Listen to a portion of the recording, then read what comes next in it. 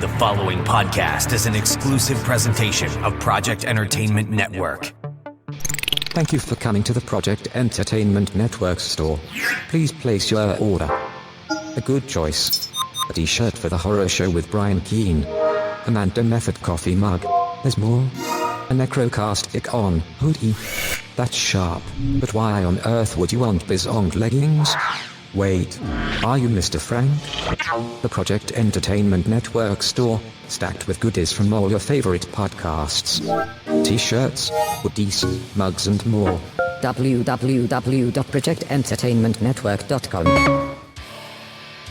There shall come a podcast like no other. Defenders Dialogue with Brian Keene and Christopher Golden. Marvel Comics' original superhero non-team convenes once again. The Incredible Hulk, the Savage Submariner, the Master of the Mystic Arts, Doctor Strange, and a dynamic supporting cast of Marvel superheroes battle against evil as the Defenders. Without further ado, true believers, here's your hosts, Brian Keene and Christopher Golden. Excelsior! And welcome back once again, true believers, to Defenders Dialogue. I'm Brian Keene. And I am Christopher Golden. And Brian, Excelsior. And Excelsior to everybody out there, the three people who listen to Defenders Dialogue. I keep up to like 15 now. No, maybe 5. But the thing is, there's attrition too. Like, what if somebody keels over someday? You know, I mean... Well, that's true. And then we have a problem. We are focused on Bronze Age Marvel Comics, and that audience is not getting any younger. Yeah. Although, I hope that through this show, we get one or two people to engage with comics that are before their time. We do. Actually, I know we have a number. Young authors Wiley Young and Wesley Southard, both of whom are under the age of 30, have discovered this series, The Defenders, thanks to this show. They listen to the show because they're fans of ours. And neither one of them were familiar with the series. They knew, of course, Netflix's Marvel's The Defenders, but that was it. But they didn't know the glorious insanity. The glorious insanity of the Elf with a Gun, and Nebulon, and the Headman, and Null the Living Darkness, and Yandroth, and all the others. Yeah, Null the Living Darkness, brother. I'm glad that we're doing these 2 issues today. I will say that, well, I'm not gonna jump ahead. But I also want to say that next week we get into more Hellstrom stuff that I'm really looking forward to jumping into. I agree. I think it's one of the best Hellstrom story arcs Marvel has done to date. I agree. I agree. Props to J.M. DeMatteis for that. We do have 2 listeners today, Chris. 2 extra listeners. Oh. And I want to bring this up to the listening audience. You may hear the tea kettle whistling at some point. You may hear a 10-year-old yelling at other players in Fortnite in the background at some point. That's because we are recording this 2 days before Thanksgiving, and my son, Dungeon Master 77.1, is here playing Fortnite in the background, and Mary San Giovanni is awake, not usually awake when you and I record this. She'll need her tea. She'll need her tea, or Dungeon Master and I will both be in trouble. So, let me ask you a really important question. Sure. Dungeon Master 77.1 doesn't have school today? No, he's Thanksgiving vacation. Holy crap. So, but it's Tuesday. That's how we do it down here in rural Pennsylvania. Wow. Don't tell my daughter. She'll want to move down there. That'd be okay with us. Yeah. Well, she's something. All right, when she's... So we're going to do Defenders issues 114 and 115. Basically, for our literary listeners, we're going to be covering Marvel Comics rendition of H.P. Lovecraft and Marvel Comics rendition of Dr. Seuss, back to back. Well, and the 2 go hand in hand from my perspective. They do. There is something to be said for that, Brian. Well, isn't there a Dr. Seuss pastiche about Cthulhu? I've seen it online somewhere. There must be. There must be. I mean, there really must be. But before there was that, there was this run of the Defenders. Yes. All right. So 114, written by DeMatteis and penciled by Don Perlin, who plotted it together, and Correct. inked by Mike Gustovich. I think we have this classic moment. I like when we go to the quieter things. So again, 116 on our next episode, we're going to get to a slightly quieter storyline, but we open with the classic insanity of these runs. Null the Living Darkness, which is essentially a giant ball of tar filled with eyeballs with tentacles. Right. For our cosmic horror fans, think Lovecraft's Shub-Niggurath. There you go. You know? There you go. But also boiled down to its essence. Hanging in the air above the remnants of this fight, or the fight. So the fight involves the Squadron Supreme, almost everyone who's ever been a fucking Defender. Let's see, and the Vision and the Scarlet Witch are there. It's insane. So that's going on that first page. It's a great splash page. It is. Then, of course, Gargoyle and Valkyrie both react with quite the vehemence to the fact that the bad guy who orchestrated all of this is revealed to be Null the Living Darkness. As you'll remember, Gargoyle in particular has a special hatred of this villain. We then get a 2-page spread of, when we last saw Null in this podcast, it was in Defenders 103. We find out that he's been dancing around the Marvel Universe since then. He was in Ghost Rider, issue 71, where he fought Ghost Rider. And then he appeared in Fantastic Four 116, where the Fantastic Four and the Micronauts, a series that you never read, we found out. I know. Had to team up to stop him from taking over the Microverse.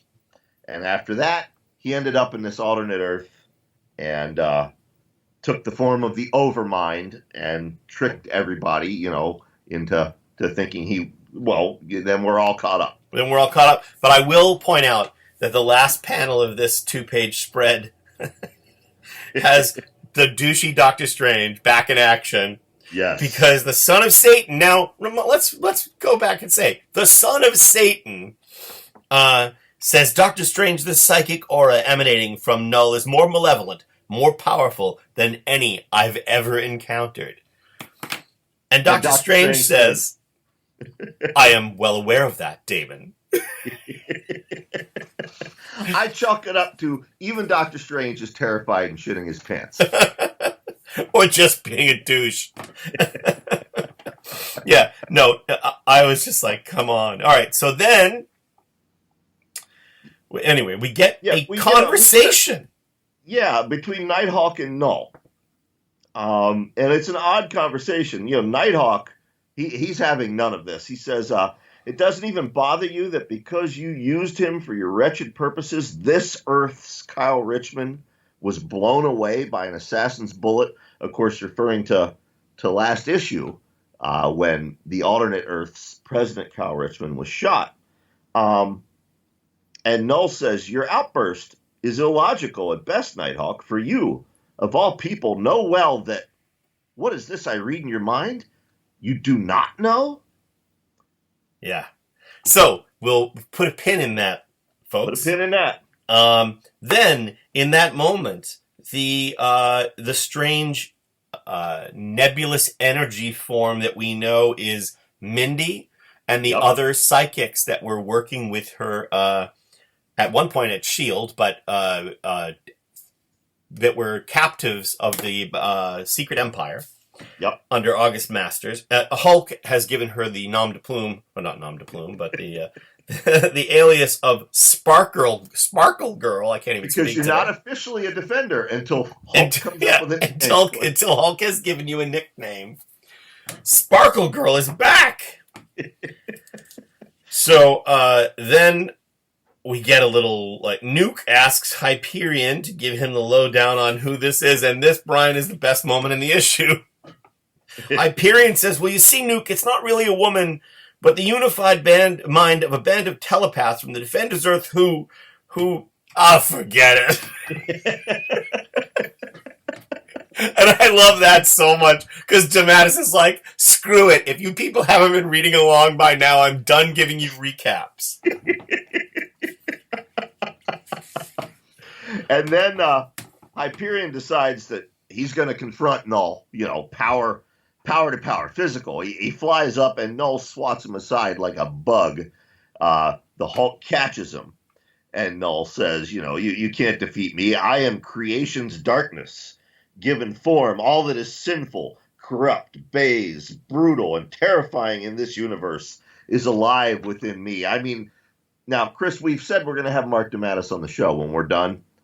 I want to ask him, how much Lovecraft he read as a teen. Yeah, for sure. How much of that did he consciously or subconsciously draw upon?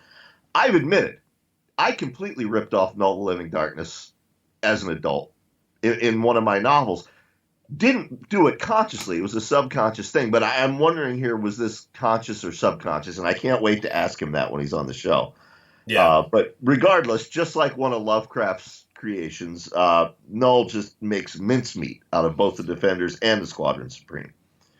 Yeah, no, it's great because it is this moment where, and in fact, why hasn't Marvel done that in a larger way? I mean, they've done every freaking crossover on Earth. Why hasn't there been, a Marvel versus the Elder Gods giant crossover? Well, if only there were two podcast hosts who may be independently of each other working for a certain comic company at some point next by the year. way, is this us specifically telling Cullen Bunn hands off? Because usually at this point we say, Cullen Bunn, you should pitch this to Marvel. Yeah, I mean, I know you can't talk about what you've got going on. I can't talk about what I've got going on either. But what I've got going on, this idea would actually fit in there real easy. So hands off, Cullen. All right. So, I'm sorry, where were we? Yeah, so they all get knocked on their asses, basically. And then the Mystics in the group combined with Mindy, and I'm going to keep calling her Sparkle Girl. Sparkle Girl. The Mystics and Sparkle Girl join their powers, to try to at least protect the others. They put up a seraphic field, according to Doctor Strange, to basically buy themselves a timeout, Brian. Right. And the Silver Surfer, he compares Null to Galactus. The Silver Surfer, obviously Norrin Rod on his planet, they did not have H.P. Lovecraft novels. Yeah. So, he decides that, raw power is not going to win the day. It takes will, determination, and a nebulous sacrosanct thing called spirit, which is alive and well in his pompous silver ass. And he flies up there and tries to beat Null with this spirit, and he gets his butt handed to him as well. Right. Then we learn from Sparkle Girl that there is an opportunity here. That when August Masters assassinated President Richmond, he forced Null out into the open before he was ready. So the process of Null becoming complete and all-powerful is not completely finished. So they have a small window of a way to try to do this. And how they're going to do it is, because Sparkle Girl is the combination of 6 psychic minds, what they're going to do is they're going to join together and put the minds of most of them all into her at the same time. They're sort of psychic powers. And she commands some of them to go and attack, to distract Null. What are you laughing about? This is my favorite scene in the book. And once again, my favorite scenes usually come down to Hulk and Namor. Sparkle Girl, there's panels and panels of her giving him this plan. And then Namor's like, why do we stand here listening to this woman as if she were some grand authority while all hell breaks loose around us? Who is this she-witch that she can command us? And then Hulk and Namor and Power Princess just heck with your plan. We're going to go beat this thing up. Yeah, exactly. So basically, then Sparkle Girl says, "You fools! What you're attempting is suicide, and you're not only dooming yourselves and your fellows, but all creation, and that I cannot allow." Right. So basically, she grabs them and sucks them into herself. Right. So they all have to join into her. Now, Chris, did you read the Eternals back in the 70s? No, I did not. Okay. I read the 90s or noughties version. Okay. For our younger listeners or listeners like Chris who just may not have read the Eternals, I want to pause here for a moment. Now, remember, Null, masquerading as the Overmind, claimed that he was this alternate realities version of the Eternals.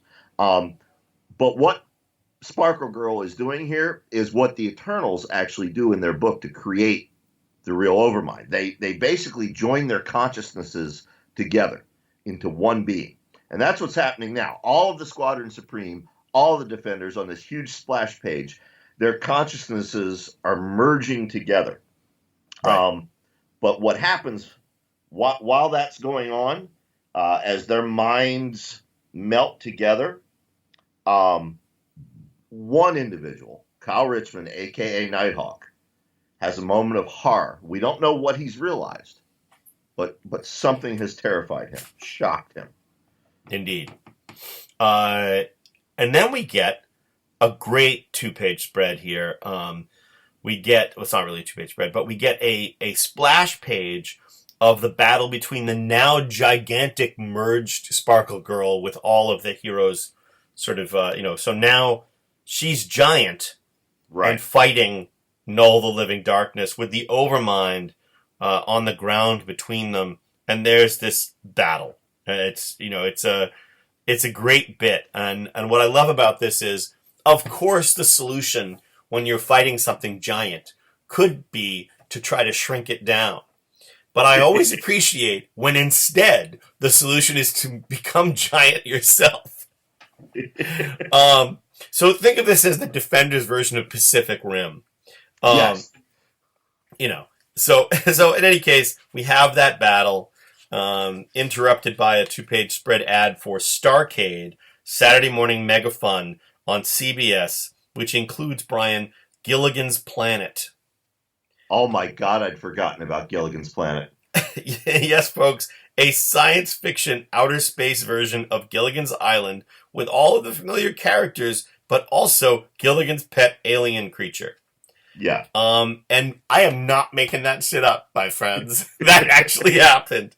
Anyway, back to our story in progress. Now, we get, during the battle, we get a brief interlude. August Masters, of course, he shot this alternate Earth's Kyle Richmond last issue. He goes over to the body, and what he finds out is that alternate Earth Kyle Richmond, he's just melting away. He's not even human. And we're going to get to what that means here in just a moment. But I want to give a quick acknowledgement to the letterer of this issue, Shelley Lefferman, because with the Defenders and the Squadron joined together inside the Overmind. Yep. Well, I should say the Defenders, the Squadron, and Sparkle Girl all joined together inside. She does something here with the dialogue, lettering-wise, to indicate that it's, literally 50 voices speaking as one. I don't know that I've ever seen this repeated in another comic book. And, so often we talk about the writing, we talk about the art, but this is a case where the lettering really, really shines. Right. Yeah, it is. It works well. It pulls off something where essentially there are multiple conversations or multiple bits of dialogue that are coming out of the gigantic Sparkle Girl merged consciousness creature at the same time, and those words are sort of staggered and some are bolded, and so you can sort of have to extricate what's actually being said, but it's done in a way that you can do that. Right. Anyway, so to sum up what's happening right now is that Null is trying to complete the process of becoming whatever it's becoming by sucking all of the remaining psychic energy out of the Overmind, which it was doing all along. The Overmind has essentially become its battery. And it's trying to do that as quickly as possible so that it can defeat the giant merged consciousness Sparkle Girl creature.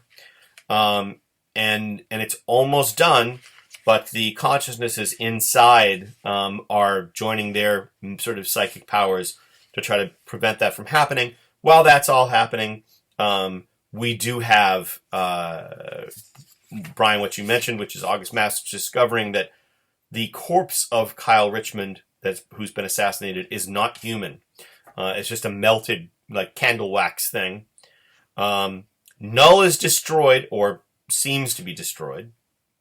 And then, Brian, you know what we haven't mentioned here? What's that? We haven't mentioned the 70s, 80s Beasts signature phrase, which I miss, by the way. Oh, my stars and garters. Oh, my stars and garters is the Beast's sweet Christmas, friends. It's clobbering time. It's Hulk smash. Right. And I wish there was a 70s or 80s Beast t-shirt that said, "Oh, my stars and garters." Anybody out there wants to make one, I will buy it. Anyway, go ahead.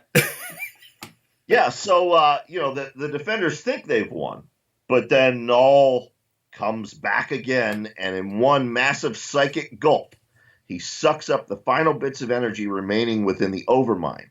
Now, this should signal the end of his evolution, his moment of triumph, but instead it becomes his final defeat because he is destroyed from within by a light. And that light is, of course, Sparkle Girl, who then lands inside the body of the Overmind.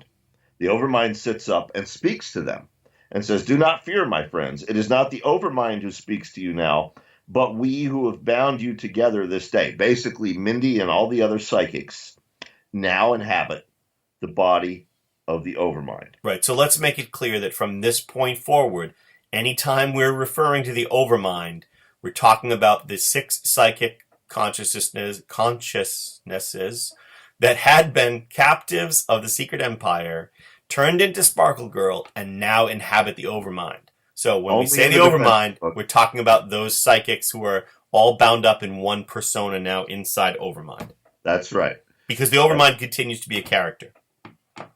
That's right. So, they've won the day.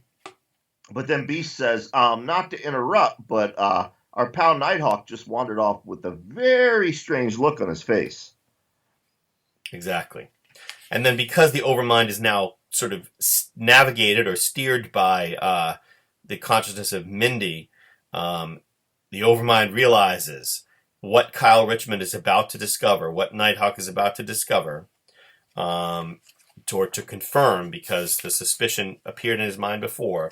And that is, to sum up, that he is not the Defender's Nighthawk at all. That he is and always was President Kyle Richmond, member of the Squadron Supreme of this Earth. That the one that was assassinated was a construct created by Null. Yep, it was a cruel trickery on Defenders readers on the part of Null the Living Darkness. Our Kyle Richmond, on the part of Mark DeMatteis. Yeah, part of Mark. Our Nighthawk did in fact die during the battle with the Secret Empire when the mountain blew up. There you go. And there's also an ad. I want to point out, Brian, this is the end of the issue, but I want to point out there's an ad for the the initial 4-issue miniseries for Vision and the Scarlet Witch. So their appearance here was also part promotion, I think. He's an android. She's a mutant. They're married and they fight evil. From the pages of Avengers come Vision and the Scarlet Witch. And I loved that series. Yeah, that was a great series. Yep. And I think that, that would be a great, what is it called now? Disney Plus? Something like that, the streaming service that's been developed, and they're doing a new Loki series. And one of the rumors was that there was going to be a Scarlet Witch series as well. And I really feel like that series should be Vision and the Scarlet Witch with them getting married. Talk about weird shit. Anyway. Anyway. All right. Defenders 115, written by J.M. DeMatteis, penciled by Don Perlin, inked by Hilary Barta. Happy to see Hilary's name show up here. Go ahead, Brian. I got to tell you, the transition between these two issues, I remember reading them as a teenager. Readers today don't realize how lucky they are to have, Bleeding Cool and comic book resources and Newsarama spoil shit a month ahead of time, or to have previews where you can read the synopsis of what's going to happen in that issue. I remember reading that cliffhanger and saying, wait a minute, so Nighthawk really is dead? And having to wait a month until this issue came out to find out what happened. No, that was the best part. I was thinking the opposite. Like we talked about last episode, I mean, the days when you could be taken by surprise completely, when Diamond Previews hadn't told you already and Bleeding Cool hadn't told you already, and just the days when you just go, wait, did that really just happen? I think it's a loss to comics. I know it's a good promotional tool to sell comics, but anyway, so continue. Yeah. So we open in the Squadron Supreme's headquarters on the alternate Earth, and President Kyle Richmond is asking, "Who am I?"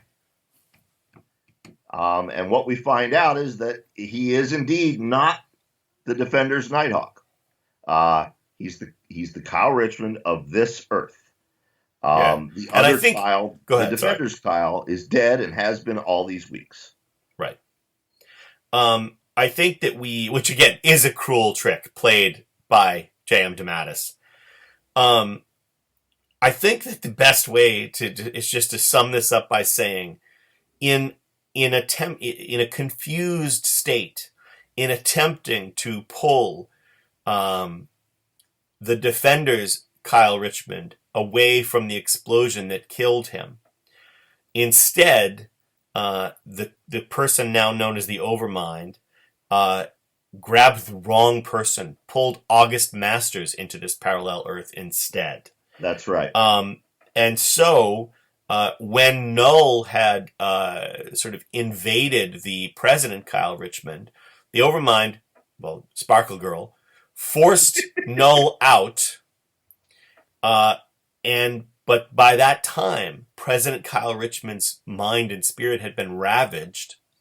And so what is now the Overmind imprinted its own memories and knowledge of Kyle Richmond onto what's left of the mind of President Kyle Richmond, so that the current President Kyle Richmond of the Squadron Supreme's world has memories of both.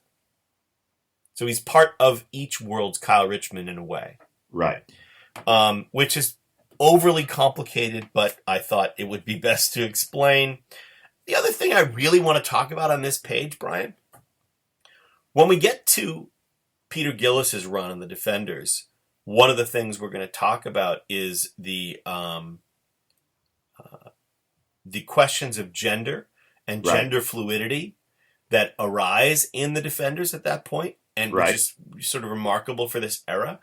But it's already here in J.M. DeMatteis' work with the Overmind, because the Overmind is this enormous, hulking, bearded man with the primary consciousness of a woman. With the primary consciousness of a woman who is deeply in love with Kyle Richmond and weeps, explaining to this horrified Kyle Richmond, we're truly sorry, Kyle Richmond, but try to understand that what we did, however wrong we did, for love. So, it's a really interesting moment when you think about the era. Honestly, if that comic came out now, you'd have a whole bunch of assholes saying, Marvel's agenda, Marvel's left-wing agenda, blah, blah, blah, all this kind of stuff. Van Sciver and the war campaign assholes would be up in arms. Yeah, I don't even like to give those guys a name check because I think that they're, Anyway, but yes. I give him the name check just because I think you need to shine a spotlight on bugs so that the bugs will scatter. Or get stomped. Yeah, but that's without going into a whole aside. People, Marvel has too many politics in their comics. Marvel's always had politics in their comics, right. and social issues, and this is a great example of it. Right, and again, but this is just storytelling. Yeah, you know what I mean. It's just this is where the story went, and it seems to me that DeMatteis probably did not have any agenda. He just ended up with this Sparkle Girl consciousness inside Overmind, who's a big hulking hairy man, and went, oh, that's really interesting. Let's have Overmind express its love and weep and, And as we'll come to find out, spoiler warning, when Overmind gets her own solo issue. Let's say there. Overmind's pronoun is there. There, okay. Yeah, because I'm 51, folks. I still struggle with knowing what pronoun. Well, no. I'm just saying, in more ways than one. Overmind is literally a multiple. So... But yeah, the storytelling possibilities are endless here, and DeMatteis takes advantage of that in future issues. Right. But unfortunately, Cal Richmond is having none of this. Dr. Strange tells him, you'll always be welcome among the Defenders. You'll always be a friend. And Nighthawk says, Dr. Strange, friends like you I can do without. And he orders Hyperion to send them across the dimensions back to our Earth. Right. But of course, as we find, things go horribly wrong when 4 of the Defenders are inadvertently diverted to another parallel dimension. Now, Brian, before we get into what that parallel dimension is, because I want to sort of talk about it, but we'll probably make quick work of it, I think it's important that on the page of their arrival, that you report to our listeners the Submariner's reaction.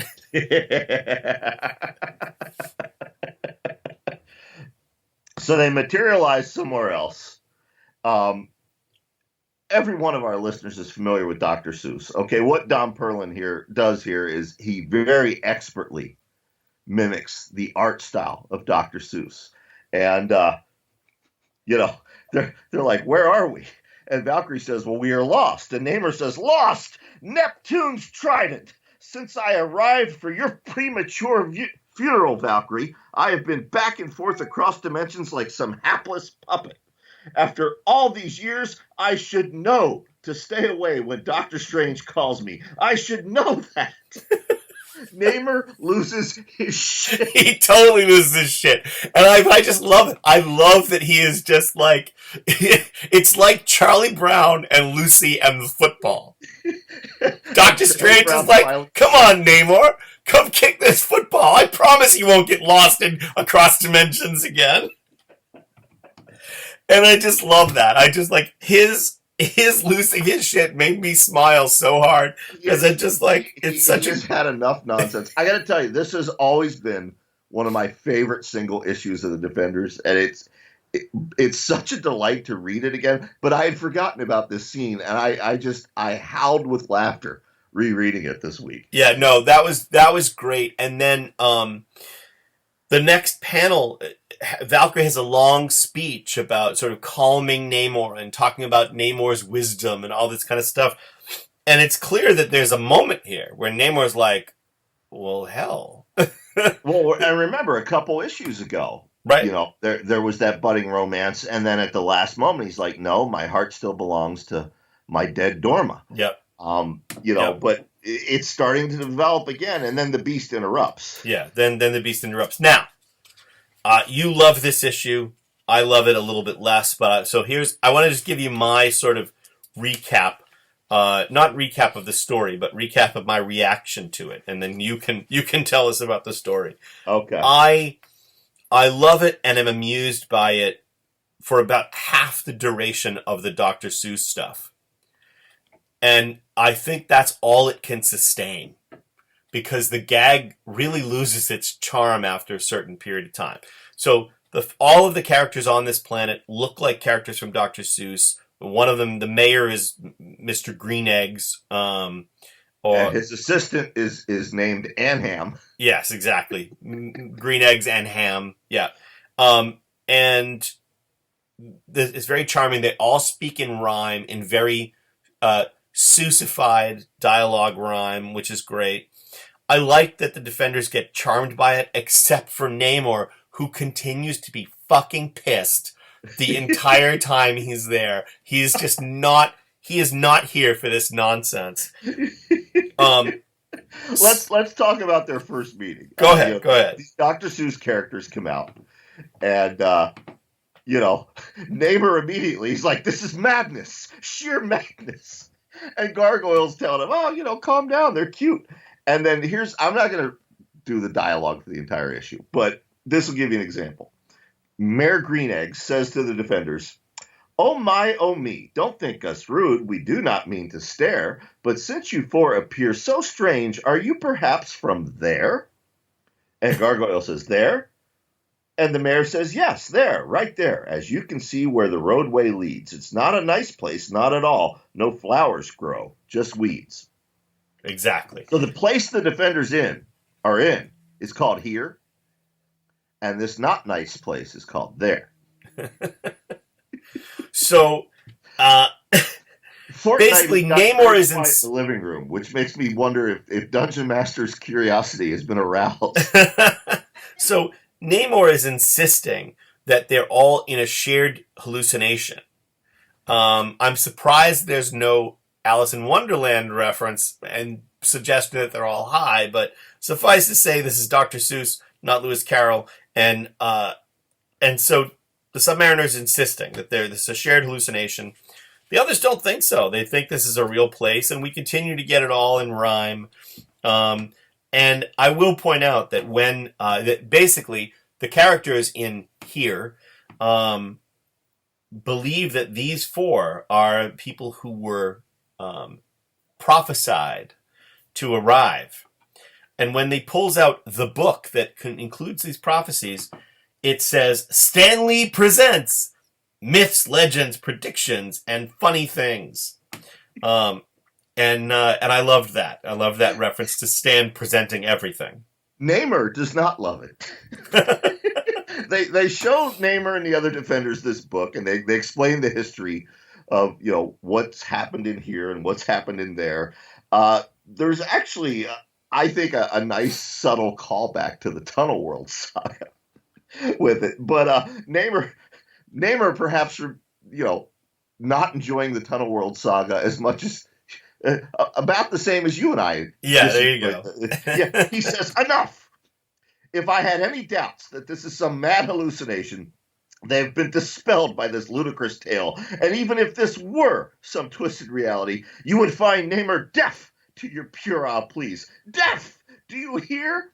And then all the little Dr. Seuss characters break into tears, and Gargoyle chastises Namor for making them cry. That was actually one of my favorite bits too. Is Gargoyle "Now look what you've done, Namor. You've scared the little fellas. Gee, for a prince, you've sure got a lot to learn about diplomacy."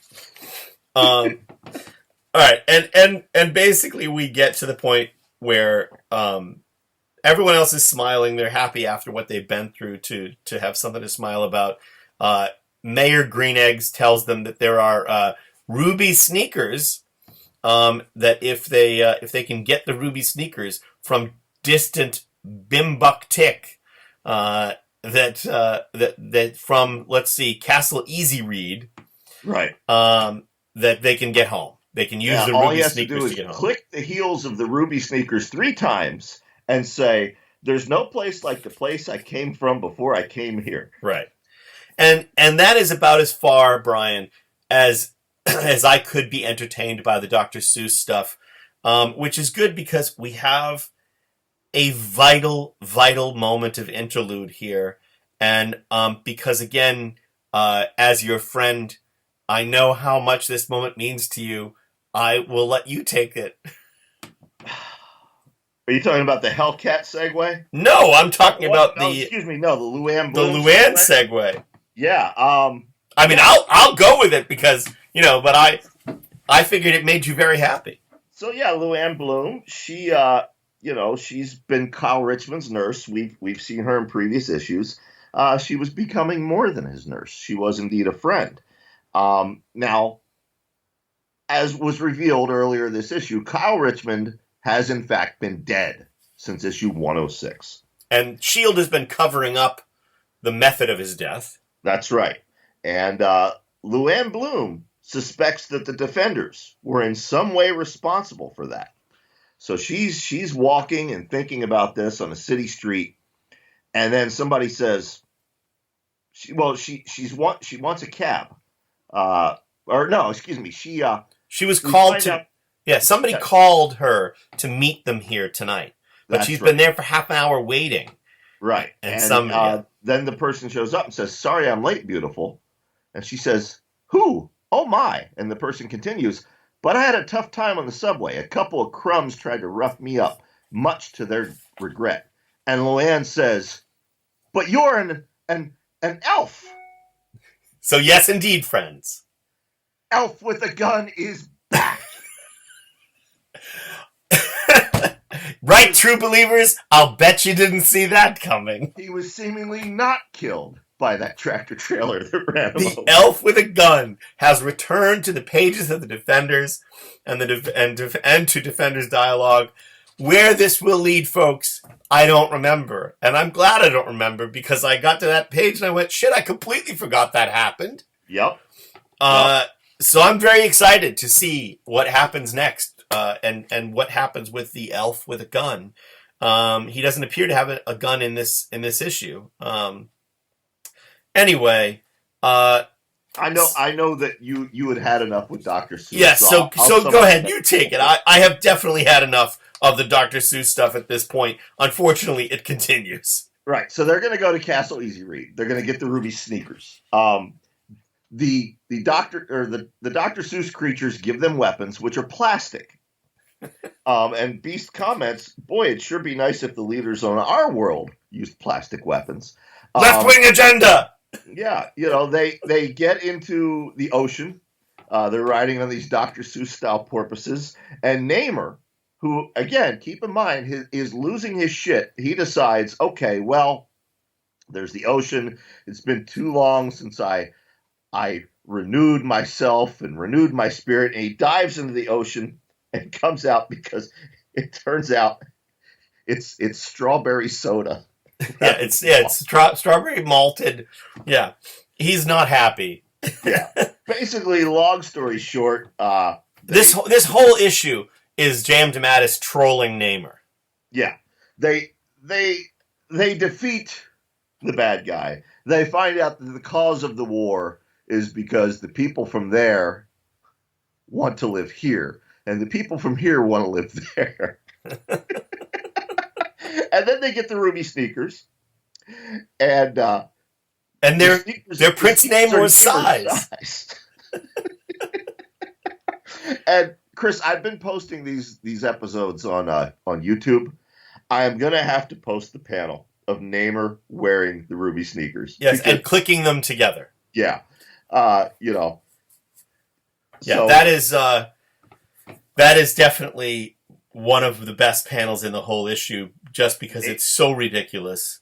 Beast, Namor, Valkyrie, Gargoyle hold hands. Namor clicks them together, says, "There's no place like the place I came from before I came here," and boom, they get sucked across the dimensions back to the other Defenders.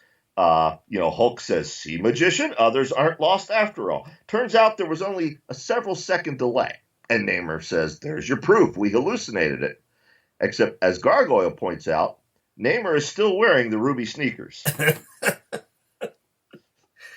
Yeah, and for once, maybe the only time in the history of Marvel Comics, Prince Namor is speechless. And it says at the end, this story is dedicated to Theodore Geisel, MD. That's right. So there's that's an interesting question again, that, Null the Living Darkness does not seem to be dedicated to H.P. Lovecraft. So, interestingly enough. Yeah. So next issue, Son of Satan and Hellcat, Namor and Valkyrie, Beast and Vera. It's all about love, ladies and gentlemen. Sort of.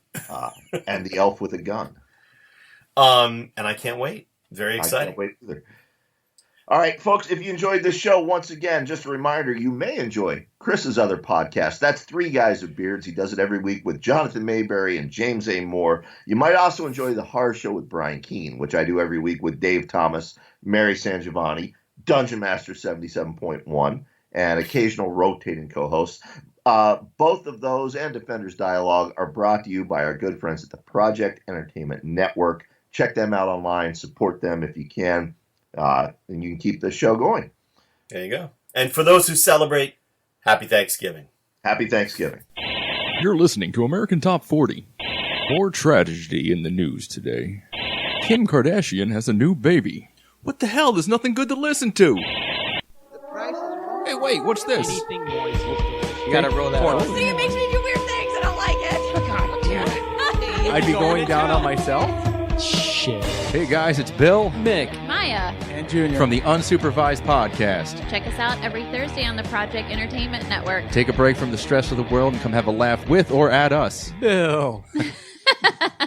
My Favorite Story, a podcast author anthology featuring short fiction from the hosts of the Project Entertainment Network shows Three Guys with Beards, Jim Moore, Jonathan Mayberry, and Chris Golden, Tom Clark from Necrocast Igborn, Brian Keene of The Horror Show, Chuck Buda, and Armand Rosamilio of the Mando Method, Mary Sangiovanni of Cosmic Shenanigans, Jay Wilburn from Matters of Faith, John Urbansick of Ink Stains, Biz Zung's Mr. Frank. Available on Kindle and in paperback and through the Project Entertainment Network store. www.projectentertainmentnetwork.com. This has been an exclusive presentation of the Project Entertainment Network.